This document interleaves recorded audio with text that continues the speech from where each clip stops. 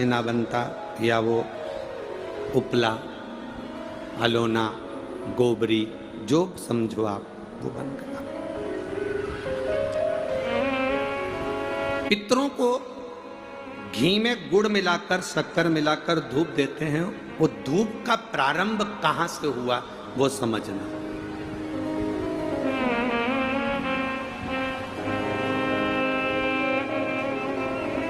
असमंज ने वशिष्ठ बाबा से कहा, मेरे भाई नहीं मिल रहा। वशिष्ठ ऋषि ने कहा, रुको। अपने शिष्य से कहा,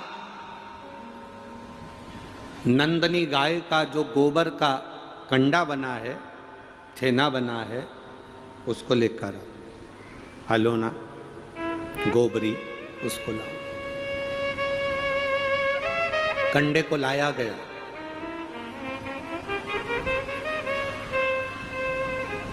अग्नि में जलाया गया। जलाकर असमंज के सामने उसको रखा गया।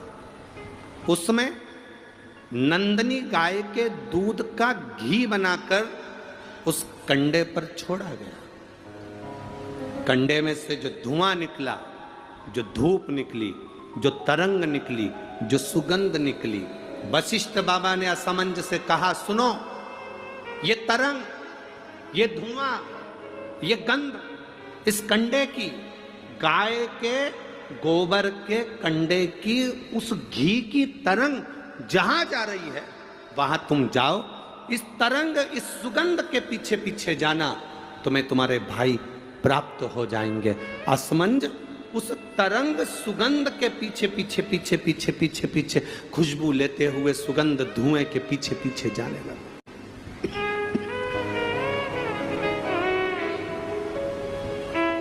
जाते जाते जाते जाते कपिल मुनि के आश्रम में असमंज पहुंच गए।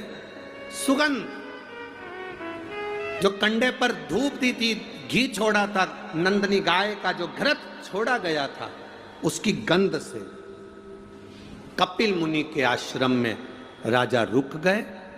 असमंज उस गंध को वहीं पर जानकर उन्होंने देखा, यहां पर जरूर मिलेंगे। तब कपिल मुनि मिले और कपिल मुनि से मालूम पड़ा कि मेरे 60,000 भाइयों ने कपिल मुनि पर घोड़े के चोरी का, अश्व की चोरी का इल्जाम लगाया था। अश्वमेध यज्ञ के अश्व की चोरी का इल्जाम लगाया था। इसलिए ये 60,000 कपिल मुनि के आश्रम में जलकर भस्म हो गए। 60,000 राख के ढेर बन गए। असमंज ने कपिल मुनि के हाथ जोड़ लिए, गुरुवर, मैं आपको नमन करता हूँ, मेरे भाइयों से गलती हो गई, आप पर चोरी का इल्जाम लगा दिया। निवेदन केवल इतना है कि अब मेरे भाइयों का कल्याण कैसे होगा। ये मेरे 60,000 जो भाई मरे हैं, इनकी मुक्ति कैसे होगी, इनका मोक्ष कैसे होगा।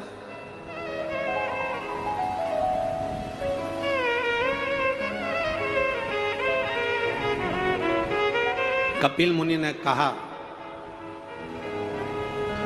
ब्रह्मलोक से गंगा पृथ्वी पर लेकर आना। गंगा का जल जब कपिल मुनि कहते हैं मेरे आश्रम में आएगा, तो ये 60,000 राख के ढेरों का कल्याण गंगा का जल कर जाएगा। ये गंगा का जल 60,000 राख के ढेर का उद्धार कर जाएगा। गंगा का जल लाना चाहिए। असमंज, गंगा जी लाने में समय लगेगा, पहले तुम तुम्हारा घोड़ा लेकर जाओ, अश्व लेकर जाओ, और तुम्हारे पिता सगर से अश्वमेध यज्ञ की पूर्णाहुति करवाओ, उसके बाद में गंगा लाना। अश्व लेकर असमंज चले, पर असमंज घर नहीं गए, वशिष्ठ बाबा के घर पर पहुंच गए। वशिष्ठ ऋषि के यहाँ जाकर असमंज ने हाथ जोड़कर कहा, गुरुदेव, तुमने जो कंडे पर घी छोड़ा था, गाय का जो घी छोड़ा था, उसकी जो गंध उठी थी, वो गंध ने मुझे अपने भाइयों से मिलवा दिया। आपसे एक निवेदन है गुरुदेव। गुरु जी बोले, वशिष्ठ बाबा बोले, बोलो असमंज क्या चाहते हो। असमंज ने कहा, गुरुवर, एक आशीर्वाद संसार के लोगों के लिए दे दीजिए कि गाय के गोबर के कंडे पर, गाय के गोबर के छेना पर, अलोनी पर, इस कंडे पर जो घृत गाय का घी छोड़ेगा या गुड़ शक्कर उस पर छोड़ेगा, उसकी गंध उसके पितरों को तृप्त कर दे और पितरों का आशीर्वाद उसके घर पर मिल जाए। ये मुझे वर दीजिए, ये मुझे वर प्रदान करिए। आप लोगों में से कितने लोग हैं जिनके घर में कंडा जलाकर धूप दी जाती है? हाथ हिलाओ जरा। सभी लोग हैं, बहुत सारे। ठीक है, रखिए रखिए रखिए, जरूरी है।